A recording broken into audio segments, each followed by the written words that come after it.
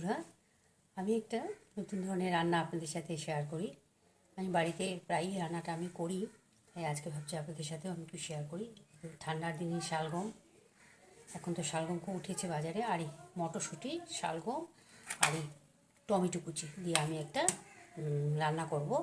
শালগমের চচ্চড়ি বলা যায় এটাকে। রান্নাটা কিন্তু খুব ভালো হয়। প্রথমে আমি এই কড়াটা বসিয়ে দিয়েছি। কড়াতে আমি সর্ষের তেল দিয়ে দিলাম, মাস্টার্ড অয়েল বেশি দিব না, অল্পই দিয়েছি। আমি সব রান্নায় অল্প তেলেই করি। কড়াইতে একটু তেল দিয়ে দিলাম। আমি একটু পাঁচফোড়ন নিয়ে নিয়েছি, অল্প সামান্য পরিমাণে পাঁচফোড়ন দিয়ে দিলাম তেলে। এখন আমি এই শালগমটা এখানে ছেড়ে দিব।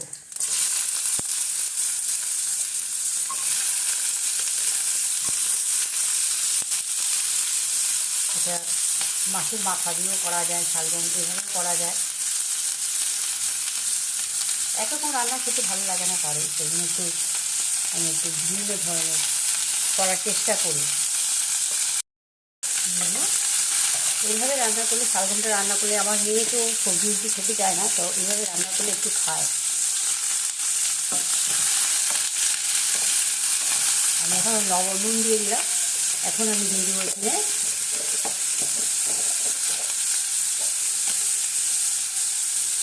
হলুদের গুঁড়ো,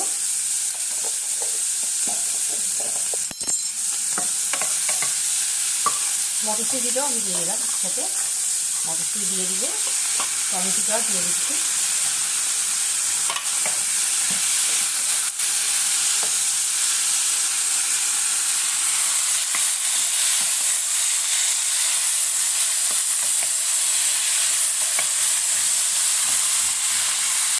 এখানে ধনে গুঁড়ো একটু দিয়ে দিলাম।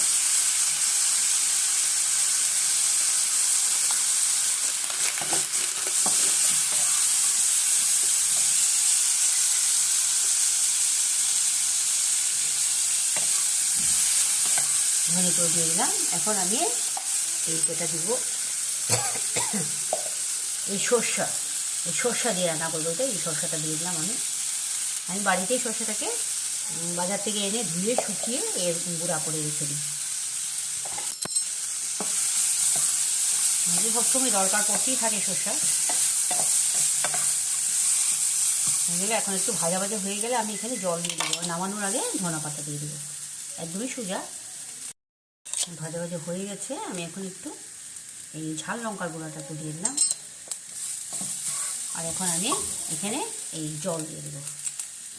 এই 1 গ্লাসের মতো জল নিয়েছি।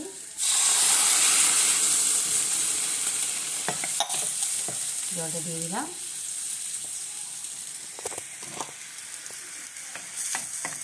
এখন আমি ঢাকা দিয়ে রেখে দেবো।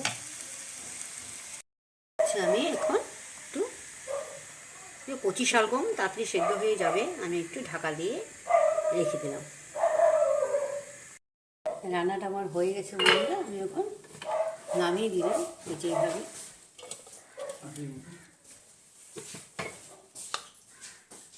এই যে দেখুন, এইভাবে শালগম চচ্চড়িটা গরম ভাতের সাথে ভালো লাগে কিন্তু খেতে। আপনারা অবশ্যই বাড়িতে বানিয়ে খাবেন।